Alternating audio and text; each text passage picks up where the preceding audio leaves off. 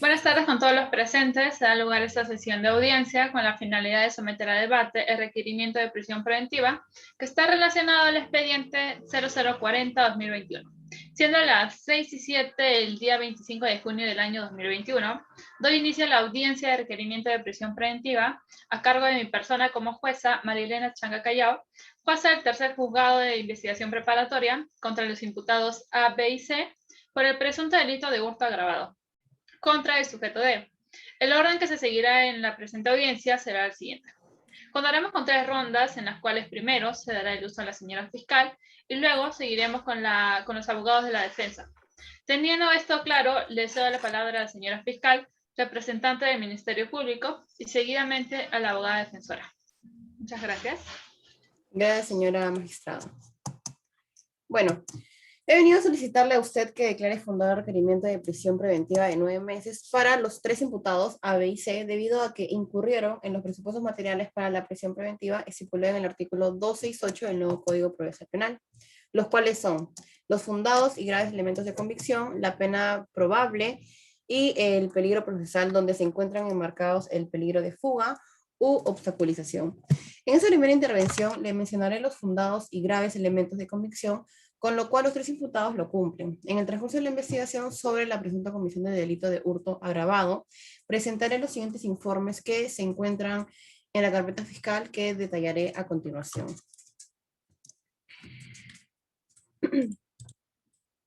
1. El video donde entran y salen los 3 procesados del inmueble del agraviado a las 3 de la tarde.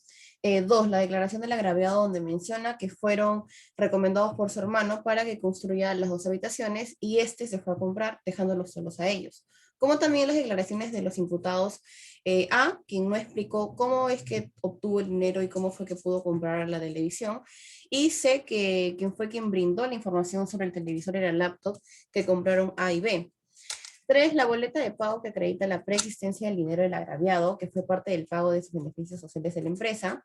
4. Los informes de las empresas Replay y Saga, donde señalan que los imputados A y B compraron el televisor y la laptop días después de los hechos. 5. Los cargos de notificación al domicilio real del procesado B, el cual no asistió a declarar en ninguna oportunidad.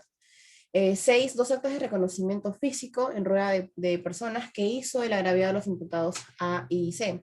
7. El acta de reconocimiento fotográfico que hizo el imputador C respecto del imputado B. El acta de reconocimiento fotográfico que hizo el supuesto agraviado respecto al imputado B.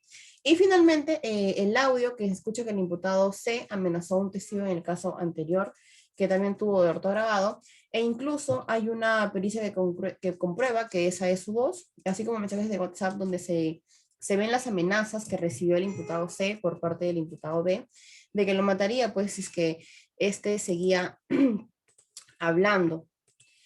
Además, también quisiera citar el acuerdo plenario número 01-2019-116, en el punto 24, donde habla sobre la sospecha fuerte, que es el estado de conocimiento intermedio, por los datos obtenidos en el curso de la investigación realizada, que autorizan a practicar y realizar actuaciones correspondientes, es decir, que deben de haber hechos o informes que generen convicción en la autoridad, en este caso usted, de la presunta comisión de un delito, demostrándolo en este caso. Además, también en el punto 25 del mismo acuerdo, requiere también que las fuentes, medios de indicio sean ilícitas, sin contravenir las normas, donde en este caso no ha sucedido aquello, ya que hay las firmas de los abogados defensoras, del agraviado, de los testigos y mi firma en todas las actas.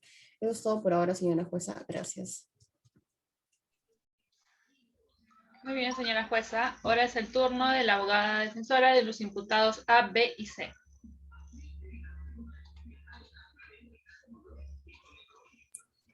Muchas gracias, señora jueza. Comenzaré diciendo que la prisión preventiva tiene como objeto evitar el peligro de fuga y o obstaculización. Ahora, solicito que se declare infundado el requerimiento de prisión preventiva para mi cliente, ya que este priva procesalmente la libertad personal de mi cliente y no es necesaria para asegurar que mi cliente obstruya la investigación o se fugue. Ahora, voy a citar la casación número 14445-2018, donde indica que la medida de aplicación es excepcional, subsidiaria, provisional y proporcionada.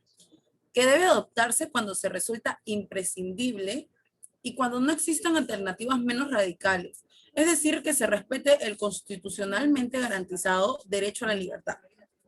Muchas gracias, señora jueza. Ahora, por parte de mis clientes B y C, solicito se declare infundado el requerimiento de prisión preventiva, ya que ellos no trajeron el dinero que se encontraba en dicha casa. Los elementos de convicción que presentó el señor fiscal fue el video, la declaración del agraviado y la declaración del imputado A. También los informes de la empresa Ripley y Saga, en la que informan que los sujetos A y B compraron el televisor y la laptop varios días después de los hechos. Por lo tanto, eso no quiere decir que mis clientes B y C cogieron ese dinero, pues lo pudieron haber comprado con su propio dinero sin necesidad de haber extraído el dinero que se encontraba en la casa del agraviado. Según Francisco Díaz-Canseco, nos dice que la presunción de inocencia no es ni remotamente una aliada de la impunidad, sino un arma esencial de la justicia que impone la carga de la prueba a los organismos pertinentes del Estado. Respeta plenamente el derecho de defensa del imputado y debe evitar los abusos que muchas veces se cometen en nombre de la ley. Gracias.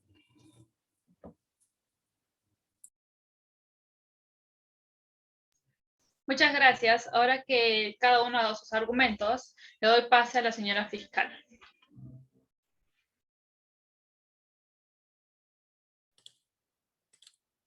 Gracias, señora jueza. Bueno, con respecto al segundo presupuesto de la pena probable, en ese caso por la presunta comisión de delito de hurto agravado, tipificada en el artículo 185 en concordancia con el artículo 186 en el numeral 2, que habla en este caso sobre la destreza de obstáculos para la consecución del delito. El numeral 5, al haber actuado 3 personas, en este caso A, B y C, en base al primer párrafo, mientras en el segundo párrafo, numeral 1, hace referencia al inmueble habitado. Deben de ser sancionados con una pena privativa de libertad no menor de 4 ni mayor de 8 años, cumpliéndose con ese requisito. Pero en base al artículo 45A del Código Penal, el imputado A se le sancionaría en ese caso con el tercio superior por tener agravantes, mientras que a B y a C le correspondería el tercio intermedio por, además de tener agravantes, también tienen atenuantes a la vez. Pero para tener más alcance sobre esto, voy a mencionar el acuerdo plenario 01-2019 en el punto 27, donde menciona que la imputación de los delitos debe de ser típica. Esto quiere decir que deben encontrarse dentro del Código Penal, sin que haya una causal de exención del artículo 20, ni extinción de la responsabilidad penal del artículo 78 del Código Penal, donde en este caso los imputados son mayores de edad y ellos actuaron con discernimiento de lo que hacían, sabían lo que hacían, y así fue como adquirieron los equipos tecnológicos en este caso. Gracias. Eso es todo por hoy.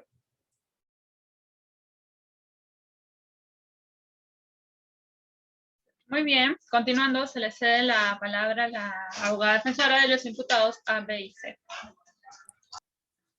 Muchas gracias, señora jueza. Ahora, quería indicar que en el artículo 269 del Código Procesal Penal, donde está escrito el peligro de fuga, indica que se determina el arraigo en el país del imputado. Se determina también el domicilio y su residencia habitual, tanto como de él como de su familia, y la de sus negocios o su trabajo, y las facilidades que tiene para abandonar definitivamente el país o permanecer oculto. Ahora, el riesgo ha de ser muy grave. Desde el caso concreto, que el estándar para la convicción judicial en este punto no es la sospecha grave o fundada exigible para la determinación del fumus comissi delicti. Esta, una expresión latina que alude a la existencia de indicios de criminalidad y constituye uno de los presuntos necesarios para la aplicación de las medidas cautelares, sino que se debe justificar la existencia de medios suficientes a disposición del imputado para perpetrar la fuga. Sabemos que la prisión preventiva se debe dar de manera justificada y racional solo si es necesaria y sin que se vulnere ningún derecho del acusado. Por lo que ahora cito la casación número 14445-2018, donde se determina que se debe tener en cuenta, muy aparte de las características personales y su arraigo familiar, profesional y social, También se debe tener en cuenta de sus conexiones con otros países y sus contactos internacionales, sus bienes, sus medios económicos, de los cuales dispone, como las circunstancias que concurren en el caso concreto, conforme a la sentencia del Tribunal Europeo de Derechos Humanos del 26 de enero del 1993. Tal como también lo indica la casación número 1640-2019, donde indica que se necesitan varios datos para determinar el peligro de fuga. Ahora, mi cliente no presenta indicios de fuga ni obstrucción a la justicia. Muchas gracias, señora juez. Muy bien, muchas gracias. Ahora pasamos a la tercera ronda. Y antes de continuar con la decisión, adelante la señora fiscal. Señora jueza, le pido la palabra para poder formalizar mi descargo también sobre mis clientes B y C. Claro, se le cede la palabra. Muchas gracias. Ahora, tenemos en claro que mi cliente B y C tienen atenuantes según el artículo 45A del Código Penal, individualización de la pena. Toda condena contiene fundamentación explícita y suficiente sobre los motivos de la determinación cualitativa y cuantitativa de la pena. Para determinar la pena dentro de los límites fijados por ley, el juez atiende la responsabilidad y gravedad del hecho punible cometido, en cuanto no sea específicamente constitutiva de delito o modificatoria de la responsabilidad.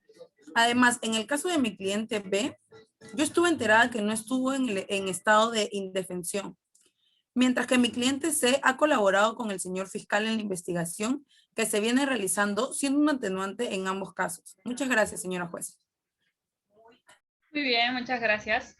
Continuamos a la tercera ronda. Adelante la señora fiscal. Gracias, señora jueza. Bueno, en el último presupuesto es el peligro procesal. Para hablar de aquello citaré el acuerdo plenario número 01-2019. En el punto 39 menciona que el Código Procesal Penal asumió las dos teorías que son el peligro de fuga u obstaculización para justificar constitucionalmente la prisión preventiva, el cual solo requiere la concurrencia de uno para dictar tal medida de coerción personal, pero también puede concurrir a ambos a la vez en un imputado.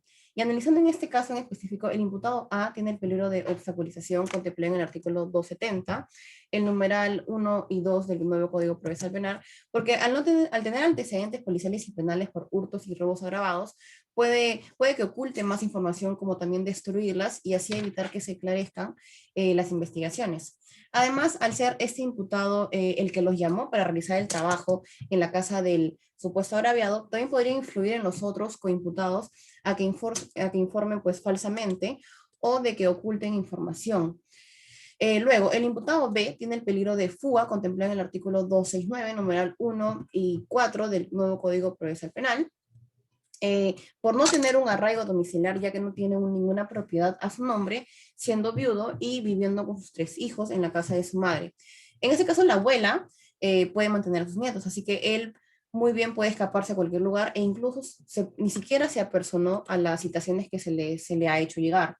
Además, también cumple con el peligro de obstaculización del artículo 270, numeral 2 del nuevo Código Procesal Penal, porque existen los mensajes que he presentado de WhatsApp, siendo comprobados que son dirigidos hacia el imputado C, que si lo sigue indicando de la comisión de este delito, lo asesinaría. También el imputado C tiene peligro de fuga, contemplado en el artículo 269, numeral 1 del nuevo Código Procesal Penal, por no tener tampoco un arraigo familiar, porque no vive con su hija y es separada de la madre, y tampoco tiene un domicilio, ya que vive en un cuarto alquilado. Tampoco mantiene a sus padres, ya que viven de sus pensiones estos. Además es una persona soltera, pudiendo escaparse en cualquier lugar, en cualquier momento. Además, también cumple con el peligro de obstaculización establecido en el artículo 270, numeral 2, porque este tiene antecedentes por el mismo delito, de que es hurto agravado, habiendo sido sentenciado e incluso ha llegado a amenazar a otro testigo, pudiendo ejercer miedo en alguno de los testigos actuales que se han presentado. Es por ello, señora jueza, que le solicito en esa oportunidad que cuente con mis alegatos y declare fundado ese requerimiento de prisión preventiva por 9 meses para los imputados A, B y C. Eso es todo por ahora. Muchas gracias. Muy bien. Ahora se le cede la palabra a la abogada defensora del sujeto A, B y C. Adelante. Muchas gracias, señora jueza.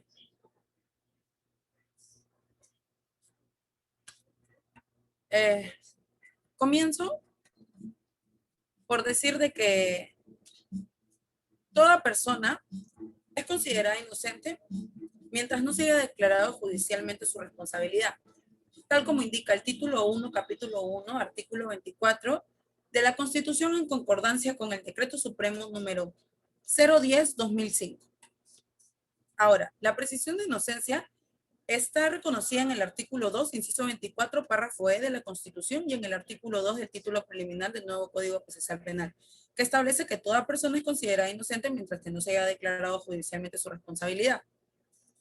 Ahora, toda resolución judicial que ordene una prisión preventiva requiere de una especial motivación que demuestre de modo razonado y suficiente que ella no solo es legal, sino proporcionada y por consiguiente estrictamente necesaria para la consecución de fines que resulten medulares para el adecuado desarrollo del proceso. Ahora tenemos en claro de que mi cliente A es el sustento de su familia, ya que su madre se encuentra ahorita, hace 6 meses, realizando quimioterapias por una enfermedad mortal, del cual ahorita todos se encuentran vulnerables. También podría indicar de que se han vulnerado los derechos fundamentales a la libertad individual, al debido proceso, a la motivación de resoluciones judiciales, a la defensa, al principio de legalidad y a la presunción de inocencia favorecida. Por lo que ahora, indicando en el expediente número 02534-2019 del Tribunal Constitucional, donde se indica que la doctrina y la jurisprudencia nacional e internacional tienen como regla general que el investigado afronte el proceso en libertad, siendo la prisión preventiva una excepción.